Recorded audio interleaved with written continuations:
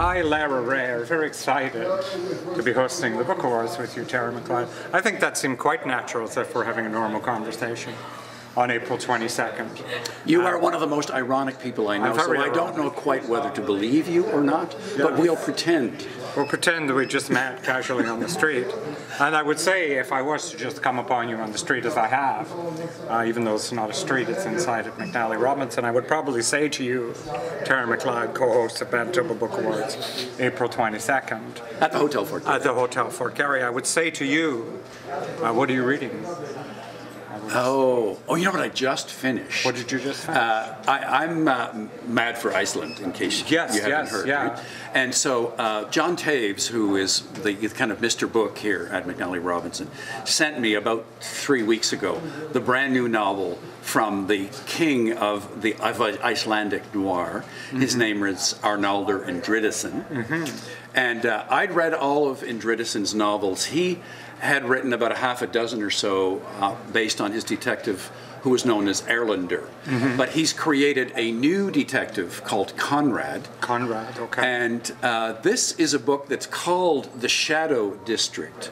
Okay. But interestingly, one of the protagonists in the book is from Manitoba. One of the protagonists in this book is from Manitoba. Yes. You're kidding. No. I mean, I think I was... Sounds outrageous. I was told that the book at one time might have even been called The Man from Manitoba, but they decided, I think, to call it The Shadow District because The Man from Manitoba just doesn't sound scary enough. Really? I found the first title first scarier than the second.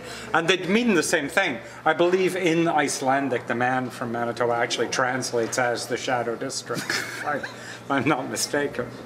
This Gimli is known as the Shadow District, is it not, on many old maps? And Gimli Noir, as Gimli Noir is what this trend is now. It's the talk of Europe. It's the talk of the salons of Europe. Is Gimli Noir. Now, he's a giant all over the world. He's never been to Manitoba, but there's such a back and forth between Manitoba and Iceland, and so many Icelanders came here that I think he felt compelled to weave this element into the story. A lot of what some might use the word entitled for someone who's never been here to just assume they can describe how it's like to live here. But if you go to Iceland and you tell them you're from Manitoba... I'm writing a book called The Man from Iceland right now in my head. See how they like that over there. But when you go to Iceland, you say to them, I'm from Manitoba. Yes. They'll embrace you like a long-lost cousin. And you'll say, but I'm not the least bit Icelandic. And they will say, we don't care. Right. We love New Iceland. Or West Iceland, as they call Manitoba sometimes. I make fun of them, but obviously this is a perfectly valid tradition. Kafka's America, he had never set foot in America when he wrote the novel America. Stephen Crane did not serve a day in the army during the American Civil War, and yet he wrote one of the most powerful Red Badge of Courage, anti-war books of all time, The Red Badge of Courage, from his living room. And so this is perfectly valid for some. I prefer research and hard work, but you know. This novel, I'm not Icelandic. The Shadow District, is set at the time of the American, British, Canadian occupation of Iceland during World War II. Yes. It wasn't widely known that Canada played a big role in that occupation. They were occupying the country to try to prevent the Nazis from taking over the country and getting a foothold in the North Atlantic. And there is our Canadian guy, Thorson is his name. He ends up, he's a detective for the military, and there's a death, and he's assigned to investigate it. And so we learn a great deal about how Icelanders felt about this occupying force. And I mean, the Americans have since left. They had a big base at Keflavik. But there was a great deal of discontent in Iceland at the time. This occupying force, right? Telling them how to live. And also there was a lot of dating of the soldiers with young Icelandic women, which Icelandic men and Icelandic parents didn't think very much of. Right. And there was a kind of, they called it the situation in Iceland at the time. Interesting. Yeah. So this, you know, like I can't... The peculiar institution is what they used to call slavery. It's It's a colorful euphemism, right? Yes.